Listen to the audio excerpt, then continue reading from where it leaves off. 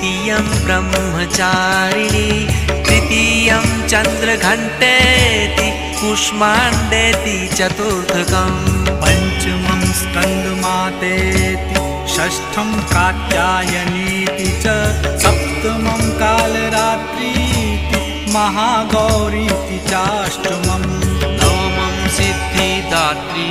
च नवदुर्गाः प्रकीर्तिता उक्तान्येतानि नामानि ब्रह्मणैव महात्मना अग्निना दह्यमानस्तु शत्रुमध्ये गतो रणे विषमे दुर्गमे चैव भयार्ताः शरणं गताः न तेषां जायते किञ्चिदशुभं रणसङ्कटे